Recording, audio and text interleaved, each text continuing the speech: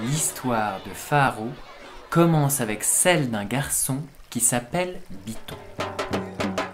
Il vit avec sa maman au bord du fleuve Niger. La maman de Biton cultive des aubergines qui sont belles, bien brillantes et de bonne taille. Elle passe du temps à s'occuper de son potager et elle en est très fière. Un beau matin, Biton et sa maman découvrent que plusieurs aubergines ont disparu. Ils ne sont vraiment pas contents. Le soir, Biton décide de surveiller le potager.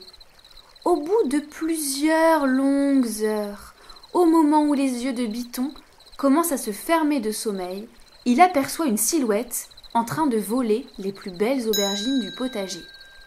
Il lui court après, très vite, mais c'est trop tard. Il ne parvient pas à arrêter le voleur qui s'enfuit par le fleuve. Le lendemain soir, Biton recommence à surveiller le potager. Mais cette fois-ci, il surveille aussi le fleuve pour voir le voleur arriver dans sa pirogue. De longues heures durant, luttant contre le sommeil, il ne voit aucune pirogue s'approcher. Mais le lendemain matin, des aubergines ont été à nouveau volées. Biton est bien fatigué.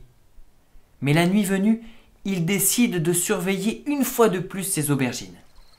Cette fois-ci, il fait encore plus attention au fleuve. C'est alors qu'il voit la plus belle créature du monde sortir de l'eau. Le voleur n'est pas un être humain, c'est un esprit de l'eau. Elle ressemble à une sirène. Elle a la peau claire et de longs cheveux bruns. C'est la fille de Pharaon, l'esprit de l'eau et le créateur du monde. C'est elle qui, tous les soirs, sort de l'eau pour se servir dans le potager et ramène des aubergines à ses parents. Quand elle voit Biton, elle s'arrête. Biton lui dit : « C'est donc toi qui voles les belles aubergines que ma maman fait pousser le long du fleuve ?» La fille de Pharaon répond : « Oui, j'en suis désolée.